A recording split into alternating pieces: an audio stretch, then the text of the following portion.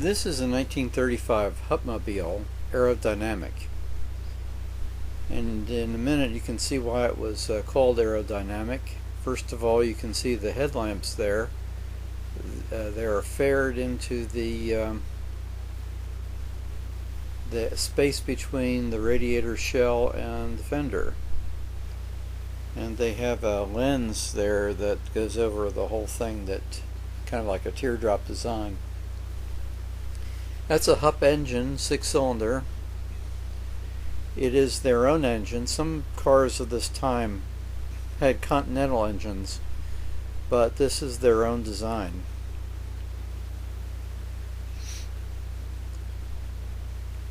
I'm talking with the owner here.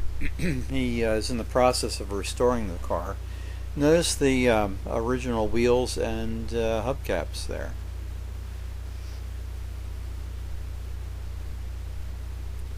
Nice black paint. And look at the size of the horn.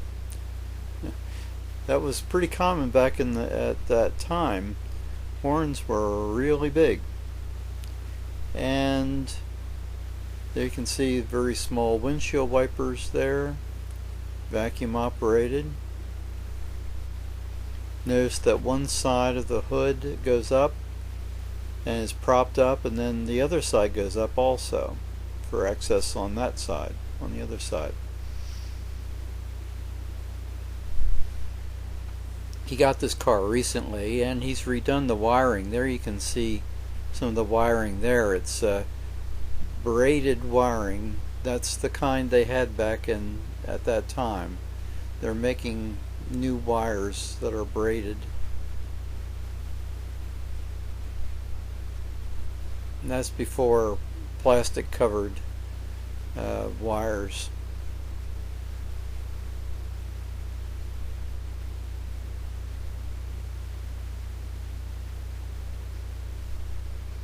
You see the carburetor on the other side. Probably an oil bath air cleaner on top.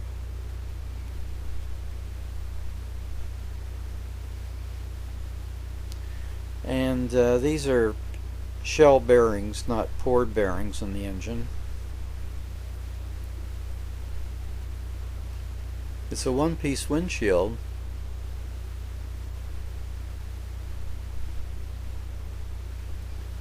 And notice that the front door is a suicide door.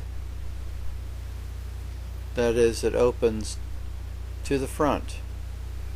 They named it that because if the car door opened while you were driving, the force of the air would push it further open, so that was not a good thing.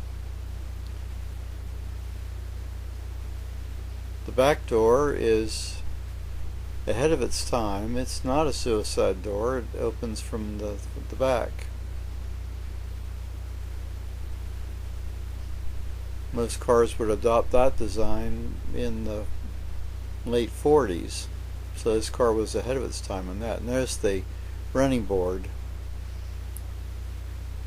Looks like it's brand new. And inside here we have the dash, and pretty much centrally mounted the speedometer and gauges. Floor shift, of course. The back seat has been removed for probably reupholstery, I would assume. And back here you have a spare tire. And notice this is a very glamorous car with that split back window, and up top there you can see it's not a totally steel top. The central part there is filled.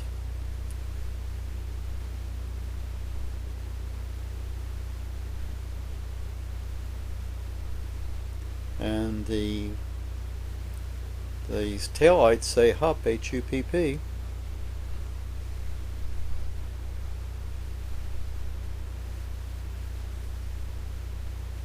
Really great paint on this car. That must have been one of the first things they attended to.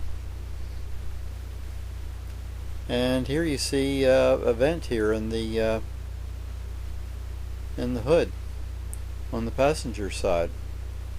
I'm pretty sure the driver's side would have a similar vent.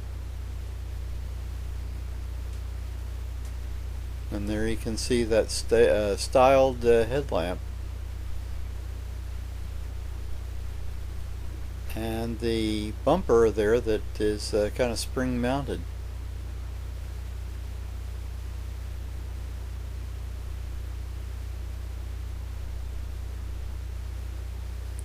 There's the Hup crest.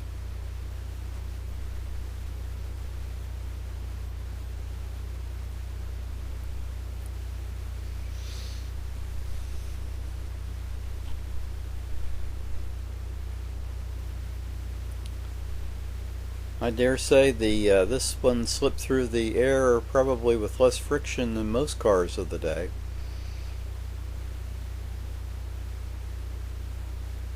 Probably would have given some competition to the Chrysler Airflow. Notice the hood ornament. Looks like an airship, a Zeppelin. How about that? Quite a car.